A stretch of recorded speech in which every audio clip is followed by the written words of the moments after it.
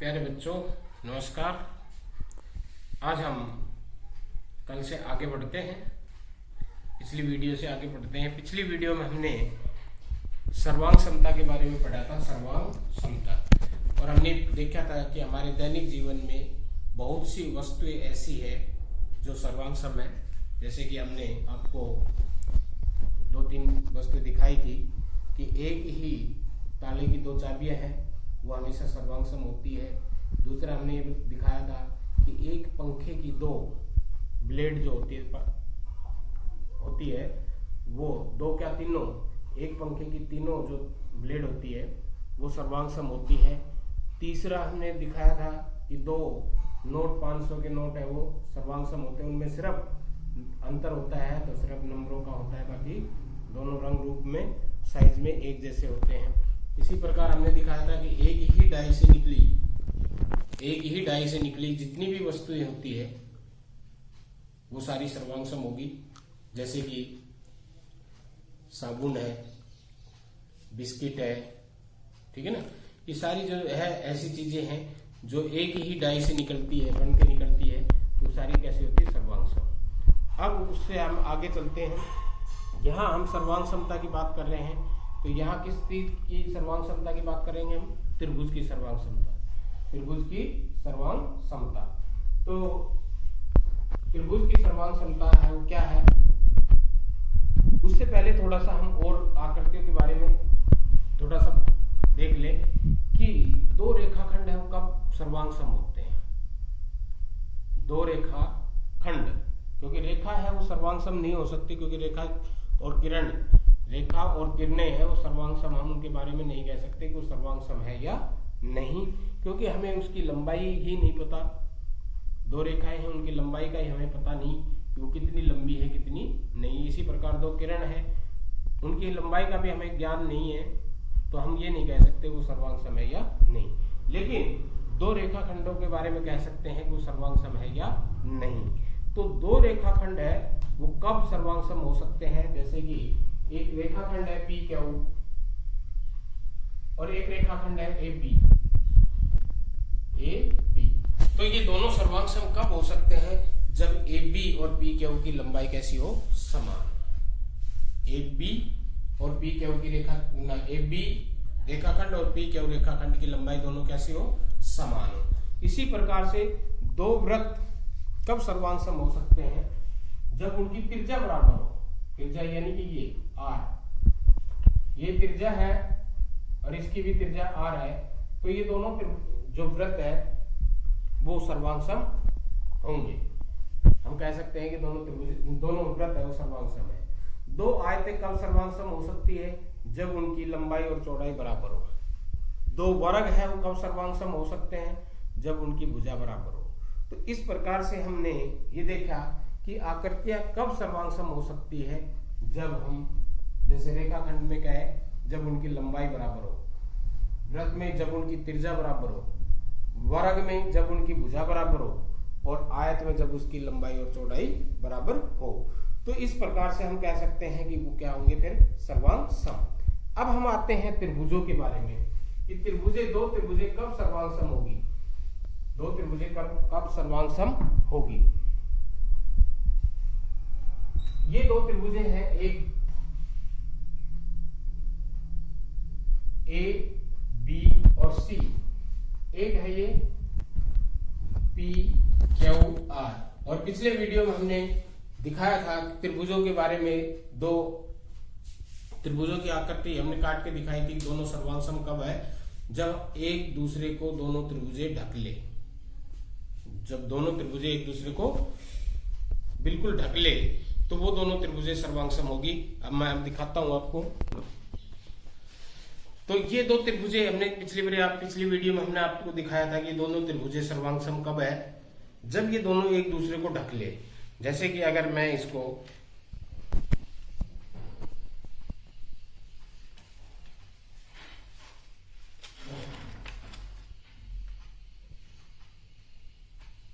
इस तरह से, इन दोनों को मैंने एक दूसरे के ऊपर रख दिया, बिल्कुल रख दिया। ये अब है इस तरफ से देखें तो येलो कलर वाली बिल्कुल नहीं दिखाई दे रही, त्रिभुज दिखाई दे रही है, नहीं दिखाई दे रही। इस तरफ से देखें तो पिंक वाली त्रिभुज है वो बिल्कुल दिखाई नहीं दे रही। तो अब हम ये कह सकते हैं त्रिभुजे सर्वांग सम है। ये दोनों त्रिभुजे कैसी है? सर्वांग सम है। बराबर और सर्वांग सम में अंतर है। बराबर है, बराबर में हम त्रिभुज को चाहे किसी भी क्रम में रख दें, कोई से शीर्ष को कोई से शीर्ष के ऊपर रख दें और वो एक दूसरे को बिल्कुल ढक ले तो वो बराबर है। लेकिन सर्वांग सम कब है? सर्वांग सम जब है जब हम एक निश्चित क्रम में, जैसे यहाँ ए के पीछे कौन सा रखा है? पी, बी के पीछे कौन सा शीर्ष है? क्यू, और सी के पीछे कौन सा है? आर। तो ए के पीछे पी है, बी के पीछे क्यू है और सी के पीछे आर है। तो इस प्रकार से ये इसी क्रम में सर्वांग सम है। अगर मैं इसके क्रम को हटा दूं, इस तरह से कर दूं और मैं इसको लगाऊं तो ये दोनों एक दूसरे को पूर्ण रूप से नहीं ढक रही। इधर से ये पिंक वाली दिखाई दे रही है, इधर से देखेंगे तो ये येलो वाली दिखाई दे रही है। तो अब ये सर्वांग सम नहीं है, अब ये सर्वांग सम नहीं है। और जब हम इसको ए को पी के ऊपर रखते हैं, ए को किसके ऊपर? पी के ऊपर, बी को क्यू के ऊपर और सी को आर के ऊपर रखते हैं तो ये सर्वांग सम है। अब ये दो ढक ली बिल्कुल, और इधर से देखें तो इसने पिंक वाले को बिल्कुल ढक लिया। तो इस अब हम कह सकते हैं कि ये सर्वांग सम है। तो दो त्रिभुजे ए बी सी और ये है पी क्यू आर, ये दोनों सर्वांग सम कब होगी? जब हम इनको इस प्रकार से एक दूसरे के ऊपर रखें कि ये दोनों एक दूसरे को पूर्ण रूप से ढक ले। पूर्ण रूप से ढक ले जैसा कि मैंने अभी दिखाया आपको। तो उसी क्रम में जब ये एक दूसरे को पूर्ण रूप से ढकती है तो हम ये देखेंगे कि ए के दूसरी साइड, दूसरी त्रिभुज का कौन सा शीर्ष आ रहा है, बी के पीछे, बी के बैक साइड में कौन सा शीर्ष आ रहा है दूसरी त्रिभुज का, और सी के बैक साइड में या सी के पीछे दूसरी त्रिभुज का कौन सा शीर्ष आ रहा है। तो उसी क्रम में ए के ऊपर जो शीर्ष आ रहा है, बी के ऊपर जो शीर्ष आ रहा है, सी के ऊपर जो शीर्ष आ रहा है, तो उसी क्रम में वो सर्वांग सम होगी। अगर हमने उसका क्रम चेंज कर दिया तो फिर वो सर्वांग सम नहीं होगी, फिर वो सर्वांग सम नहीं होगी। तो अब आगे देखते हैं कि इस त्रिभुज के 6 अंग है, इस त्रिभुज के भी 6 अंग है। किसी भी त्रिभुज के 6 अंग होते हैं। 6 अंग कौन कौन से होते हैं? 3 भुजा और 3 कोण। जैसे इस त्रिभुज की बात करें तो इसमें 3 भुजा कौन सी है? ए बी, बी सी और ए सी। 3 कोण कौन से है? ए बी और सी। इसमें 3 भुजा है पी क्यू, क्यू आर और पी आर। 3 कोण कौन से है? पी क्यू और आर। तो एक त्रिभुज के 6 अंग होते हैं, 3 कोण और 3 भुजा। जब त्रिभुज दो त्रिभुज सर्वांग सम होगी तो पहली वाली त्रिभुज के सभी अंग दूसरी वाली त्रिभुज के संगत अंगों के, संगत शब्द प्रयोग हो रहा है, या देखो संगत, संगत यानी कि दो त्रिभुजें तब सर्वांग सम होगी जब पहली त्रिभुज के सभी अंग दूसरी त्रिभुज के संगत अंगों के समान होंगे, संगत अंगों के समान होंगे। जैसे कि अब मैंने ये त्रिभुज दिखाई थी, तो अब इसके संगत अंग कौन कौन से हो गए? ए कोण पी के संगत हो गया, बी कोण है वो क्यू के बराबर हो गया, सी कोण है वो किसके बराबर होगा? आर के बराबर हो गया। ए पी भुजा है वो किसके बराबर होगी? पी क्यू के बराबर होगी। बी सी भुजा किसके बराबर होगी? क्यू आर के बराबर होगी। ए सी भुजा किसके बराबर होगी? पी आर के बराबर होगी। तो ये संगत अंग है। ये क्या है? संगत अंग है। हम ये नहीं कह सकते कि कोण ए है वो बी के बराबर है, कोण ए है वो कोण ए है वो क्यू के बराबर है, कोण ए आर के बराबर है। इस दोनों त्रिभुजों के केस में तो हमने ये देखना है कि पहले त्रिभुज के सभी अंग दूसरी त्रिभुज के संगत अंगों के समान है, तो हम कह सकते हैं कि दोनों त्रिभुजें सर्वांग सम है, दोनों त्रिभुजें सर्वांग सम है। अब प्रश्न ये उठता है कि हमने 6 अंग बताए, क्या हमने 6 के 6 अंग देखने पड़ेंगे कि त्रिभुज के एबीसी के 6 अंग त्रिभुज पी क्यू आर के कौन से संगत अंगों के बराबर है? तो पहले त्रिभुज के सभी अंग, क्या हमने ये देखने पड़ेंगे कि पहले त्रिभुज के सभी अंग दूसरी त्रिभुज के सभी अंगों के संगत अंगों के बराबर है, इन दोनों त्रिभुजों को सर्वांग सम दिखाने के लिए। तो हमने ये देखा कि अगर हम पहली त्रिभुज के 3 अंग दूसरी त्रिभुज के संगत 3 अंगों के बराबर दिखाते तो बाकी के तो 3 बच गए, वो ऑटोमेटिकली अवश्य बराबर होंगे। जैसे कि अगर हम इस त्रिभुज की तीनों भुजाओं को AB को PQ के बराबर दिखा दे, BC को QR के बराबर दिखा दे, AC को PR के बराबर दिखा दे, तो ये त्रिभुज दोनों त्रिभुजें सर्वांग सम होगी। और बाकी के जो कोण बच गए, A है वो फिर P के अवश्य बराबर होगा, B है वो Q के अवश्य बराबर होगा, C है वो R के अवश्य बराबर होगा। तो इस तरह से हम केवल 3 अंगों की तुलना कर ले, 3 अंगों, पहली त्रिभुज के 3 अंग दूसरी त्रिभुज के 3 संगत अंगों के बराबर दिखा दे, तो त्रिभुजों को हम कह सकते हैं कि दोनों त्रिभुज सर्वांग सम है। उसके लिए कुछ नियम है। पहला है SSS, दूसरा है SAS, तीसरा है ASA या इसको हम कह सकते हैं AAS, और चौथा है RHS। तो ये 4 नियम बनाए हैं।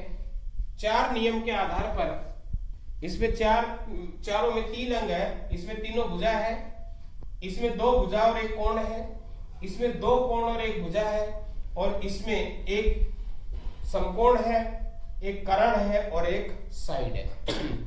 तो इस तरह से हम इन 4 नियमों के आधार पर हम त्रिभुजों को सर्वांग सम दिखा सकते हैं।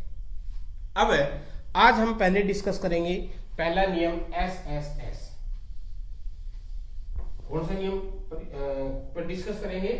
इतना होने के बाद हम आज करेंगे SSS, यानी कि इसको हिंदी में कहते हैं भुजा भुजा और भुजा नियम। भुजा भुजा भुजा नियम। S साइड, जो हम भुजा को इंग्लिश में क्या कहते हैं? साइड, और साइड का पहला अक्षर क्या होता है? S, इसलिए हम शॉर्ट में SSS सर्वांग समता का नियम कह देते हैं। अब हम इन दोनों त्रिभुजों को देखें, अगर मैं ये कहूं कि AB बराबर है PQ, BC बराबर है QR और AC बराबर है PR, तो त्रिभुज ABC सर्वांग सम होगी त्रिभुज PQR। सर्वांग सम किसको होगी? PQR। ये जो नियम, ये जो निशान है, ये सर्वांग सम का निशान है। किसका निशान है? ये सर्वांग सम का। और नियम कौन सा होगा? SSS सर्वांग समता नियम अनुसार। SSS सर्वांग समता नियम अनुसार। अब हमने ये दिखा दिया कि इस त्रिभुज की तीनों भुजाएं इस त्रिभुज की तीनों संगत भुजाओं के बराबर है। मैंने लिख दिया त्रिभुज ABC सर्वांग सम है PQR। अब यहां प्रश्न ये उठता है कि क्या मैं इसको ऐसे लिख सकता हूं? त्रिभुज ABC सर्वांग सम है त्रिभुज QPR, क्योंकि QPR ये भी वही त्रिभुज है, ABC भी वही त्रिभुज है। या मैं इसको ऐसे लिख सकता हूं त्रिभुज BCA सर्वांग सम है त्रिभुज PQR, क्योंकि वही ABC त्रिभुज है ये, और वही त्रिभुज PQR ये है। तो क्या मैं इनको ये दोनों ऐसे लिख करके भी कह सकता हूं कि ये दोनों त्रिभुजें सर्वांग सम है? तो देखो, मैंने एक शब्द प्रयोग किया था संगत। संगत। अब हम ये देखते हैं संगत का मतलब क्या होता है। अगर हम भुजा की बात कर रहे हैं तो AB भुजा PQ के बराबर है, तो AB इसमें पहले 2 नाम आ रहे हैं, A और B, पहले 2 लेटर है A B। तो दूसरी त्रिभुज जब हम लिखें तो उसमें पहले दो लेटर पी क्यू आने चाहिए। कौन से आने चाहिए? P Q. तो इसमें पी क्यू आ रहे हैं, बाकी में पी क्यू, इसमें ए बी है तो पी क्यू नहीं आ रहा है, इसमें क्यू पी आ रहा है। तो क्यू पी भी चलो वही है, क्यू पी भी हम रेखाखंड है तो पी क्यू और क्यू पी लिख सकते हैं। अब आगे बढ़ते हैं, बीसी क्यू आर के बराबर है। बीसी लास्ट के दो नाम है और बीसी किसके बराबर है? क्यू आर के। तो इसमें लास्ट के दो अक्षर क्यू आर आने चाहिए। क्या आने चाहिए? Q R. तो इसमें लास्ट के दो क्यू आर नहीं आ रहा है, क्या कि पी आर आ रहा है। यहां गड़बड़ होगी। क्या आ रहा है? P R. तो इस तरह से हम इसको नहीं लिख सकते। ए बी सी सर्वांग समय त्रिभुज पी क्यू आर ही लिखेंगे, क्यू पी आर नहीं लिखेंगे। ठीक है। दूसरे केस में इसमें आते हैं, इसमें पहले दो नाम है बीसी। बीसी किसके बाद है? किसके बराबर है? क्यू आर के। तो इधर क्यू आर आना चाहिए, ना कि पी क्यू आने चाहिए, क्यू आर आना चाहिए। संगत का मतलब है जिस क्रम में पहली त्रिभुज की भुजा आ रही है उसी क्रम में दूसरी त्रिभुज की भुजा आनी चाहिए। जैसे ए बी पी क्यू के बराबर है, तो ए बी अगर पहले दो नाम है तो दूसरी त्रिभुज में पहले दो नाम पी क्यू आने चाहिए। बीसी बीसी लास्ट के दो नाम है तो दूसरी त्रिभुज के लास्ट के दो नाम पी क्यू आर आने चाहिए। पहले एसी, पहली त्रिभुज का एसी पहला और आखिरी नाम है तो दूसरी त्रिभुज में पहला और आखिरी पी आर आना चाहिए। तो इसमें देखो पी आर आ रहा है, तो ही हम कह सकते हैं कि त्रिभुज सर्वांग सम है। और इसी क्रम में लिखेंगे, इसीलिए संगत शब्द प्रयोग किया है कि पहली जो बराबर भाग है, अंग जो बराबर है, वो पहली त्रिभुज में जिस क्रम में आ रहे हैं दूसरी त्रिभुज में भी उसी क्रम में आने चाहिए। अगर उसका क्रम बदल गया तो फिर वो त्रिभुज सर्वांग सम नहीं होगी। तो हम इन दोनों को ऐसे नहीं लिख सकते, ऐसे नहीं लिख सकते। आगे समझ में? तो हमने ये ध्यान रखना है कि जो हम बराबर दिखा रहे हैं भाग, पहली के जो अंग दूसरी त्रिभुज के जिस अंगों के बराबर हम दिखा रहे हैं, तो जब हम सर्वांग समता लिखें तो पहली त्रिभुज में वो अंग जिस क्रम में आ रहे हैं दूसरी त्रिभुज में भी वही वो अंग, दूसरी त्रिभुज के भी वो अंग उसी क्रम में आने चाहिए। आगे बात समझ में? तो ये हमने ध्यान रखना है।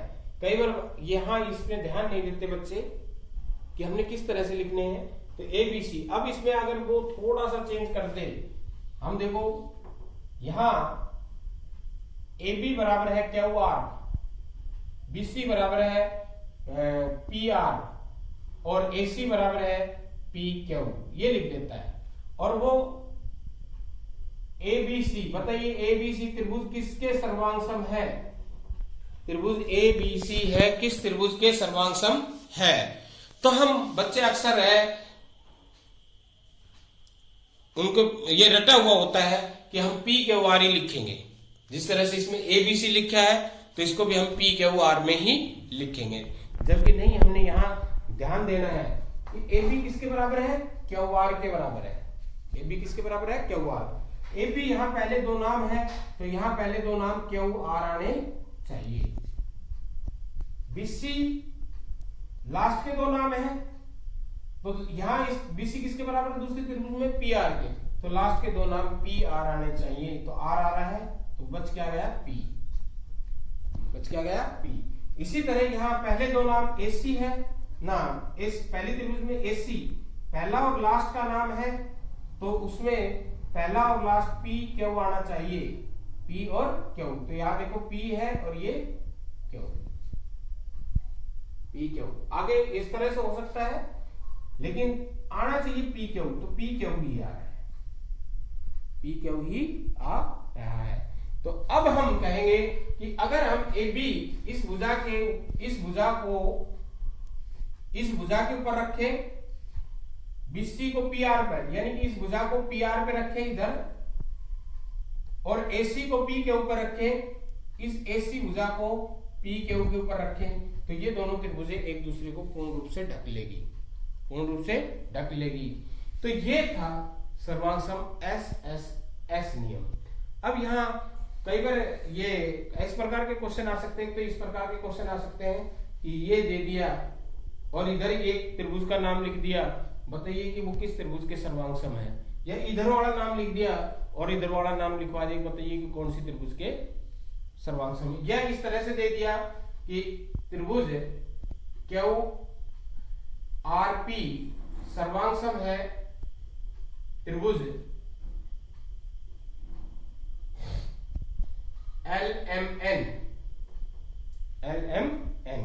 तो बताइए कि क्यू आर है वो किसके बराबर है, आर पी है वो किसके बराबर है, और क्यू पी है वो किसके बराबर है।